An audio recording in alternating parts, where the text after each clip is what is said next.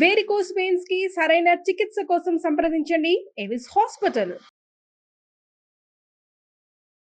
నమస్తే రమగారు. నమస్తే జయ.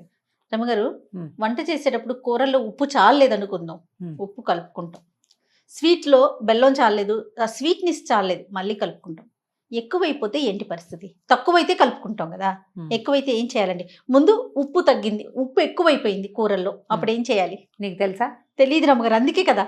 సరే, కూరలు లూజ్గా ఉండే కూర, పులుసుగా ఉన్న కూర, లేదా పులుసు చారు, సాంబారు, వీటిలలో గనక ఎక్కువైతే కూర పక్కన పెడతాం. ముందు పులుసు చారు చెప్పి అప్పుడు కూర సంగతి చూద్దాం. పులుసు చారులో ఉప్పు ఎక్కువైతే సింపుల్గా గోధుమ పిండి గట్టిగా కలిపేసి చిన్న చిన్న ఉండలు చేసి వేసేసేయండి. పులుసులో కానీ చారులో కానీ ఎక్సెస్ ఉప్పుని అది లాగేస్తుంది. ఈవెన్ టమాటా సూప్లో ఉప్పు ఎక్కువైపోయినా లాగేస్తుంది. గోధుమ పిండి ఉండలు.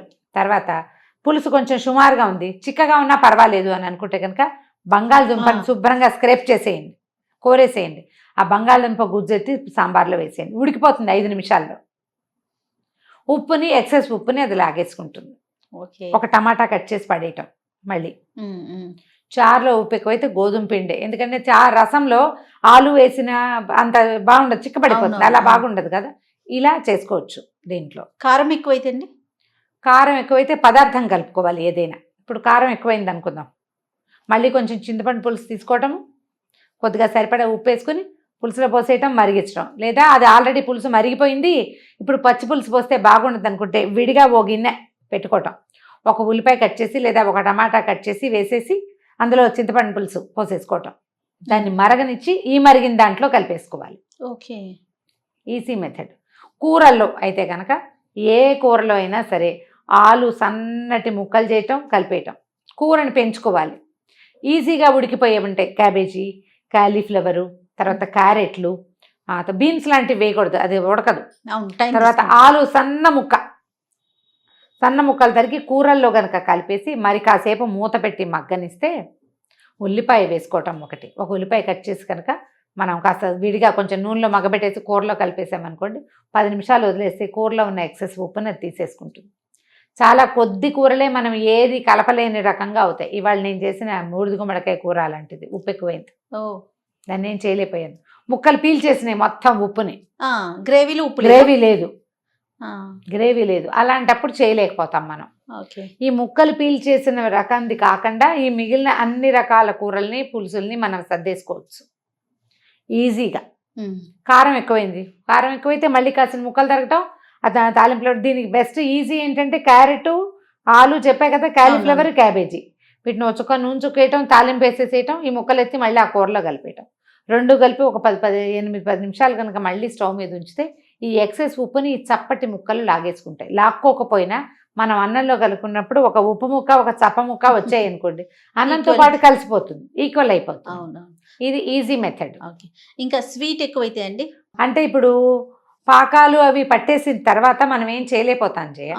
కానీ పల్చటి స్వీట్లు ఉంటాయి, ఖీర్లు, పాయసాలు, వాటిల్లో ఏం చేస్తాం, పరమాన్నాలు, వాటిలలో కాసిన జీడిపప్పులు గ్రైండ్ చేసి పాలలో కలిపి పోసేసుకోవచ్చు, చప్పబడిపోతుంది.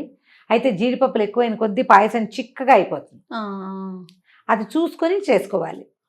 పాలు పోసేసుకోవటం, మళ్ళీ పాలు పోసి పలచం చేసామనుకో ఆటోమేటిక్గా సెట్ అవుతుంది. బియ్య పాయసంలో అయినా మనం ఇంకో మెథడ్ ఏం చేయొచ్చు అంటే సేమియాలు నెయ్యి వేసి వేయించేసి దాంతోపాటు కలిపేసామనుకోండి, ఈ మన పాయసపు వేడికి సేమియా ఉడికిపోతుంది.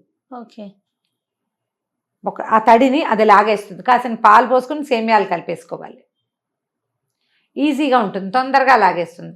ఇప్పుడు ఈ మన చక్కెర పొంగలి ఇలాంటి చోట అనుకో, దానికి విడిగా వండుకుని కలుపుకోవాల్సి వస్తాం. చక్కెర పొంగల్లో బెల్లం ఎక్కువైపోతుంది, అది తీయగా ఉంది, ఎవరు తింటలేదు అనిపిస్తుంది. మరి ఏం చేయాలో తెలియదు. దాంట్లో పాలు పోయలేము. చక్కెర పొంగల్లో పాలు పోసే బెదర్ ఒకటి, పాలు లేని బెదర్. పాలు పోసే దాంట్లో అయితే పాలు పోసి తగ్గించేసుకోవచ్చు. పాలు లేని దానికి ఏం చేస్తాము, మళ్ళీ కొంచెం అన్నం వండుకోవటం, విడిగా అన్నం పెసరపప్పు వండేసుకుని ఇది అది కలిపి గుచ్చెత్తేసుకోవటం. ఈజీ, మనం ఆలోచించాలి అంతే. ఓకే, మాడిపోతే రమ్మగారు, కూర మాడిపోయింది, కూర కొంచెం బాగుంది అనుకోండి, అంటే పైన కొంచెం ఎక్కువ కూర ఉంది, పడేయలేకపోతాం, ఆ మాడు వాసన రాకుండా ఉండాలంటే ఏమన్నా చేయొచ్చండి? అంటే ఇప్పుడు ఆల్రెడీ అందులో వెల్లుల్లిపాయలు ఉంటే చెప్పలేం, కానీ వెల్లుల్లిపాయ కనుక లేకపోతే వెల్లుల్లి యాడ్ చేస్తే మాడు వాసన తగ్గిపోతుంది. ఆహా. ఈ పై కూరని తీసేస్తాం, ఆ మాడిన మూకుడిని పక్కన పడేసి మళ్ళీ ఇంకో మూకుడిలో కొంచెం నేతి చుక్కేసి నేతి తాలింపులు, నెయ్యి, వెల్లుల్లిపాయలు, ఇంగువ మాడిన వాసనని రానివ్వవు. ఓకే. ఓ ఉల్లిపాయ ఏదైనా కట్ మళ్ళీ వేరే చేసుకుని గిన్నెలోకి షిఫ్ట్ చేసుకోవాలి. ఓ చిన్న మూకుడులో కొంచెం నేతి చుక్కేసి కాస్త ఒక చిన్న ఉల్లిపాయ కట్ చేసి 4 వెల్లుల్లిపాయలు వేసి కాస్త కరివేపాకు, గుమగుమలాడే పదార్థాలు యాడ్ చేసి ఇది ఎత్తి అందులో కలుపుకోవాలి. ఓకే. ఈజీ.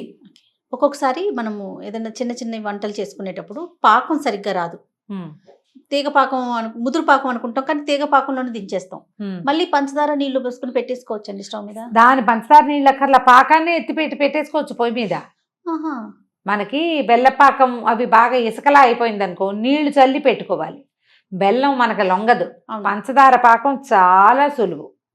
మళ్ళీ కాస్త నీళ్లు పోయటమే దాని మొహాన, ఒక నీళ్ళు చుక్క చల్లి పొయ్యి మీద పెడితే ఈ తీగ పాకాన్ని కొంచెం గట్టి పాకం చేసేయచ్చు. క్రిస్టలైజ్ అయిపోతుంది కదా, పాకంలో సమస్య ఉండదు. ఇప్పుడు గిన్నెలో కలిపాము, అది అంటుకుపోతుంది, స్టవ్ మీద పోయిసాక చూపించటమే.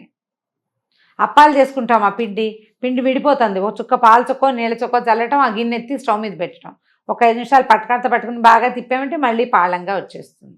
మనకి అట్లా సతాయించేవి ఎక్కువగా అరిసెలు, దాన్ని సరిచేయలేం. అరిసెల పాకాన్ని సరిచేయటం ఎంత కష్టమో. అవును. మళ్ళీ పిండి పోసి మళ్ళీ పాకం పట్టి నానాబాహింసగా ఉంటుంది. అందుకని అరిసెల పాళం ఎవరైనా తెలిసిన వాళ్ళు ఉండాలనుకుంటాం. చలిమిడి ఒకటి అట్లా సతాయిస్తుంది. మిగిలిన సాధారణ వంటకాలు ఏవి మినప్సుని కానీ అవి కానీ ఏం పెద్ద సతాయింపు ఉండదు, హాయిగా వాటి దారిన అయిపోతాయి. ఈ పంచదార స్వీట్లు అయితే మరీ హాయి. అది బీసిపోయిందంటే మళ్ళీ ఎత్తి పొయ్యి మీద పెట్టమే, ఒక 2 నిమిషాలు ఉంచామంటే చక్కగా వచ్చేస్తుంది. అయితే పల్చటి గిన్నెలు కాకుండా కొంచెం అడుగు మందపు గిన్నెలు పెట్టుకోవాలి. ఆవకాయల్లో ఉప్పు కారాలు ఎక్కువైపోయినాయి, 4 ముక్కలు తరిగి పడేసుకోవటమే. 4 కాయలు తరిగేసి మళ్ళీ వేసేసామనుకో మొత్తం కలిపి సెట్ అవుతుంది. ఉప్పు కారం ఉంది, ఆవు పిండి తక్కువ అనిపిస్తే ఆవు పిండి పోసుకుంటే సరిపోతుంది. రోటి పచ్చళ్ళలో కూడా ఒక్కొక్కసారి ఉప్పు ఎక్కువైపోతుందండి, అప్పుడు ఏం చేయాలంటారు? మళ్ళీ ఇంకో కాయ మగబెట్టడం, కలిపేసుకోవటం. పులుపు ఎక్కువైతే, చింతపండు ఎక్కువైతే అప్పుడు కూడా అంతే, సేమ్ మెథడ్. అప్పుడు ఏం చేస్తాము, 2 మిరపకాయలు, మళ్ళీ ఆ కూర పదార్థం టమాటా పచ్చడి అనుకో, ఒక టమాటా, 2-3 పచ్చిమిరపకాయలు మగ్గబెట్టడం, ఇవి కలిపేసుకోవడం. మనం కొంచెం పచ్చళ్ళు అనుకోవచ్చయ్య, సింపుల్గానే అవుతుంది. ఏ పదార్థమైనా సరే మనం దీన్ని రిపేర్ చేయాలి అంటే అప్పటికప్పుడు వేడిలో వేడి చేసేయాలి, టైం తీసుకోవద్దు. నువ్వు ఆ తర్వాత నువ్వు చేయబుద్ధి కాదు నీకు. డైనింగ్ టేబుల్ మీద సర్దాక ఎవరైనా సరే చేయలేరు, ఎవరికైనా విసుగు పుట్టేస్తుంది. అది ఫినిష్ అయిపోయింది అని అనుకున్నాక మళ్ళీ చెరవడంలాగా నవలిందే నవలటం అంటే విసుగు కాదు కదా.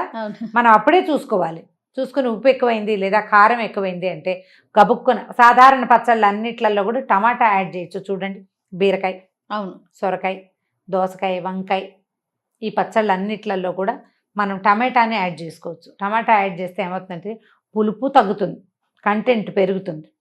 టమాటాలు అంత పులుపుగా ఇప్పుడు ఉండట్లేదు కదా, ఇది బండ టమాటాలు వస్తే అవైతే హ్యాపీగా ఉంటాయి. తర్వాత కారం తగ్గిపోతుంది, ఉప్పు ఎక్కువైనా కూడా అది సబ్సైడ్ చేసేస్తుంది. ఇంకో 2 పచ్చిమిరపకాయలు, కాస్త ఒక టమాటా పొయ్యి మీద బాగా ఎంతసేపు మూకుడులో వేస్తే 6 నిమిషాల్లో మళ్ళీ మిక్సీలో వేస్తే మొత్తం కలిపితే సరిపోతుంది. ఓకే. తర్వాత జిడ్డు గిన్నెలు ఉంటాయి చూడండి అమ్మగారు, నెయ్యి కాస్తాము లేకపోతే నూనె డబ్బాలు, ఇవి జిడ్డు పోవాలంటే ఎట్లా అండి, ఏమన్నా చిట్కా చెప్పండి. జిడ్డు పోయేందుకు చిట్కాకేముంది, ఈజీగా వేడి నీళ్ళు, అంతే, హాట్ వాటర్ పోసేయటమే. ఇప్పుడు ఈ జిడ్డు గిన్నెలు ఉన్నాయి కదా, ఇందులో కొంచెం వేడి నీళ్ళు పోసి లిక్విడ్ సోప్ వేసామనుకో. అవును, లిక్విడ్ సోపులు మనం ఇప్పుడు వాడుకున్నాం, ప్రిల్ అని, విమ్ అని, అవని ఇవని బొల్లని డబ్బాలు వస్తున్నాయి. కొంచెం వేస్తే కనుక ఈజీగా ఆ జిడ్డు కట్ అయిపోతుంది. నిమ్మడిప్పలు, వాడేసిన నిమ్మకాయ డిప్పలు ఉంటాయి కదా, ఆ నిమ్మడిప్ప కూడా వేసేసేయచ్చు. వేస్తే మనకి జిడ్డు మొత్తం చక్కగా పులుపు వల్ల జిడ్డు కట్ అయిపోతుంది. తర్వాత సబ్బేసి తోమేసుకోవచ్చు. వేడి నీళ్ళు పోయలేని పాత్రలు ఏమి లేవు ఇప్పుడు, గ్లాస్వి మనం వేడి నీళ్ళు పోసుకోవచ్చు. మసుళ్ళు పోయకూడదు, కొంచెం వేడిగా, గోరువెచ్చ కాదు, వేడి నీళ్ళే, వేడివి కాకుండా ఒక మాదిరి వేడి నీళ్ళు పోసుకోవచ్చు. ఓకే. తర్వాత మిక్సీ జార్లలో కూడా అడుగున ఉండిపోతుందండి పిండి కానీ అలాంటిది. మిక్సీ జార్కి ఏముంది, మిక్సీ జార్లో కాసిన నీళ్ళు పోయటం. తర్వాత ఏమో మనం ఈ తోమే పీచులు ఉంటాయి చూడు, అవి 2 చిన్న ముక్కలు కట్ చేసి పక్కన పెట్టుకోండి, అవి ఉండాలి. మళ్ళీ కడిగేసి లోపల పెట్టుకోవడం ఎప్పటికప్పుడు. ఆ 2 ముక్కలు వేయండి. తర్వాత ఒక డ్రాప్ లిక్విడ్ సోప్ ఉంది కదా, అది వేసేసి మిక్సీ మీద పెట్టి బాగా తిప్పేయండి. ఈ ముక్క ఇంకేం పెద్ద కట్ అవ్వదు, లేదా ఒక పెద్దది పెట్టుకున్నా సరే అది ఉండటం వల్ల ఏమవుతుంది, కిందంతా స్క్రబ్ చేసేస్తుంది కదా, చక్కగా వచ్చేస్తుంది అడుగు నుంచి. జార్ చాలా బాగా క్లీన్ అవుతుంది. ఈ సోపు లిక్విడ్ సోపే కాకుండా మనం రిన్ సబ్బులు ఉంటాయి, బట్టల సబ్బులు ఉంటాయి కదా, అది కూడా కొంచెం కావాలంటే వాడుకోవచ్చు. కొంచెం బాగా వాష్ చేసుకోవాలి, లేకపోతే సబ్బుల స్మెల్ వాసన వచ్చేస్తుంది. ఉండిపోతుంది. వాసన ఉండిపోతుంది. ఎప్పుడు మిక్సీ జార్లని ఎండలో పెట్టడం అలవాటు చేసుకోండి. అవును. పిండి కడిగేసాక రుబ్బితే వాసన వాసన వచ్చేస్తుంది. వస్తుంది. కడిగేశాక శుభ్రంగా ఎండలో పెడితే ఈ బోర్లేసి బోర్లించద్దు. బోర్లిస్తే వెనకాల భాగం అంతా ఫంగస్ ఫామ్ అయిపోతుంది. వాటికి నిలబెట్టాలి, లోపల భాగం ఆరిపోయేలాగా చేసుకోవాలి. తుడిచేసి శుభ్రంగా లోపల పెట్టుకుంటే హాయిమని ఉంటాయి, ఏమి ఇబ్బంది ఉండదు. తర్వాత జార్ లో ఉన్న బ్లేడ్స్ షార్ప్ అవ్వాలంటే మీరు ఏదో చెప్పారండి, ఉప్పు. ఉప్పు ఉప్పు, రాళ్ళ ఉప్పు మిక్స్ వేసేసి గ్రైండ్ చేసేస్తే ఎప్పటికప్పుడు షార్ప్ అవుతాయి బ్లేడ్లు. Easy Okay. మెథడ్. ఓకే. మనకి రాళ్ళ ఉప్పును మెత్తగా చేసుకునేందుకు ఉంటుంది, ఆ, జారు చక్కగా Sharp బాగా అయిపోతుంది. షార్ప్ గా అవుతుంది. బెస్ట్ మెథడ్ అది. రైట్ అమ్మగారు, చాలా మంచి చిట్కాలు చెప్పారు. మళ్ళీ కొన్ని సందేహాలు వస్తాయి నాకు, Hmm. ఇంకొక వీడియోలో చేద్దాం. అలాగే. థ్యాంక్ యూ రమ్మగారు. నమస్తే చేయండి.